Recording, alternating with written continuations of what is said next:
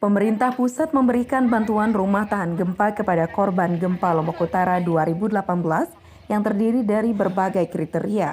Rusak berat 50 juta rupiah, rusak sedang 25 juta rupiah, dan rusak ringan 10 juta rupiah. Sebelum bantuan tersebut direalisasikan, Presiden Republik Indonesia Joko Widodo sudah menginstruksikan agar jangan ada pemotongan. Namun faktanya di lapangan, saat ini banyak masyarakat korban gempa mengeluh dengan adanya pemotongan yang dilakukan oleh oknum. Seperti yang terjadi di Dusun Sumur Duyung, Desa Tegalmaja, Kecamatan Tanjung, Lombok Utara. Warga sangat keberatan dengan pemotongan tersebut. Karena pemotongan cukup besar, mulai dari 2 juta hingga 3 juta rupiah dengan berbagai alasan. Kita tidak tahu sebenarnya itu untuk kita semua, tapi itu uang minta begitu kita serahkan karena dia bilang itu untuk pendamping katanya itu. Berapa itu dipotong? 3 juta. Kita tidak tahu itu masalahnya. Kita kan orang bodoh. Dapatnya berapa? Nah, 25. Tapi dipotong 3 juta. Nah, memang saya tolak tapi dia kasih saya 23 tapi tidak 23 tapi tidak mau dia. Dia minta 3 juta aja dia. Katanya apa itu? Untuk apa namanya? Pendamping katanya. Udah jadi rumahnya ya, atau Sudah ini. Tapi uang kita banyak yang keluar juga. Kita beli kayu, kita tebang kayu untuk ongkos-ongkos juga. Material kita ambil sendiri dari bawah sana. Berapa dapat? 8 juta. 10 tapi dipotong 10 tapi dipotong 2 juta. Apa alasannya dipotong dulu? Alasannya katanya untuk emas apa itu katanya. Untuk kelompok, kata bikin kelompok katanya.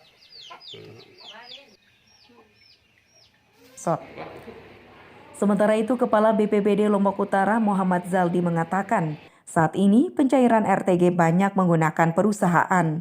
Ada biaya administrasi dan pajak yang harus dikeluarkan oleh pemilik perusahaan, sehingga uang yang diterima oleh pemilik buku rekening tidak bisa diterima semuanya.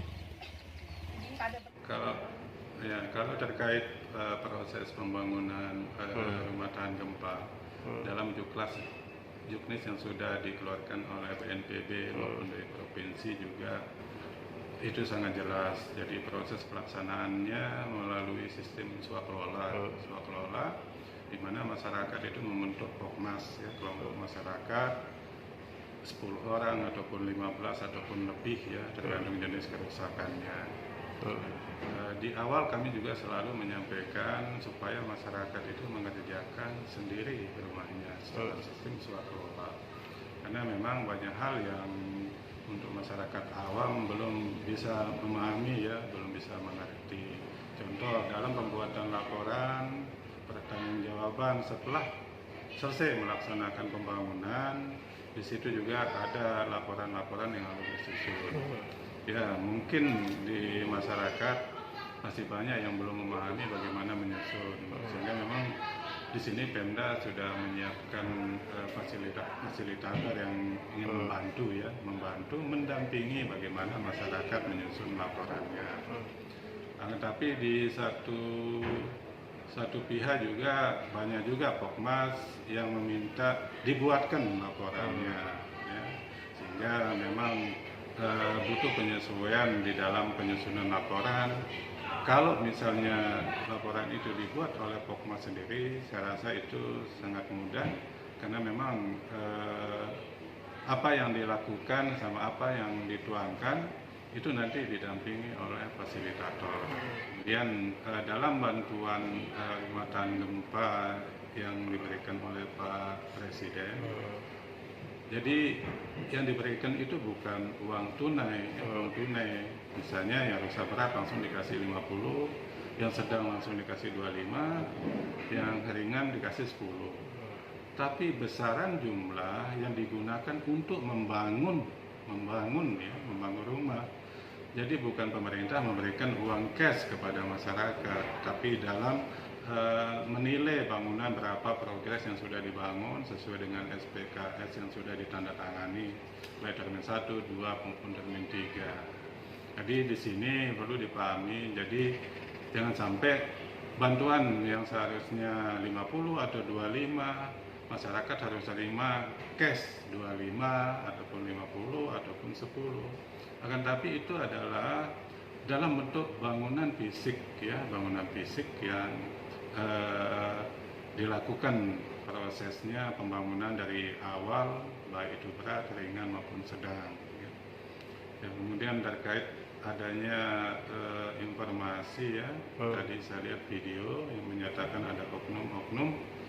Nah, kami belum jelas seperti apa sih kesepakatannya di bawah, karena memang si masyarakat ini dia juga butuh supplier untuk membeli material.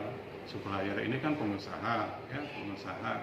Nah, di mana-mana kalau namanya pengusaha pasti ada keuntungan yang akan didapatkan ya, seperti itu.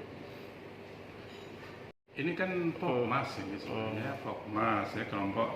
Jadi di kelompok masyarakat itu ada kesepakatan di antara anggota di mana mengambil material semen mungkin ya, di mana mengambil kayu, di mana mengambil spandek dan lain sebagainya. Di dalam proses pengadaannya itu juga menggunakan perusahaan ya, jasa pengadaan di situ. Jadi perusahaan ini juga bayar pajak, ya, bayar pajak dan proses dalam membuat perusahaan juga membutuhkan biaya seperti itu. Jadi di dalam alokasi yang sudah ditetapkan baik yang anggaplah 50 juta, di situ juga ada biaya operasional ya dalam penyusunan laporan. Nah, tapi itu adalah kewajiban daripada Pokmas ya, bukan kewajiban fasilitator. Fasilitator itu tugasnya kan mendampingi daripada Pokmas dalam menyusun laporan. Nah, tapi banyak juga Pokmas yang dibuatkan ya, dibuatkan karena memang kita butuh percepatan juga.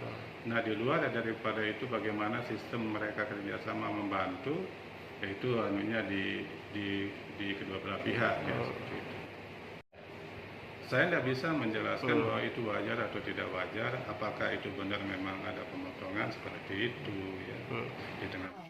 Dari Lombok Utara, Nusa Tenggara Barat, Tim Liputan Lombok B.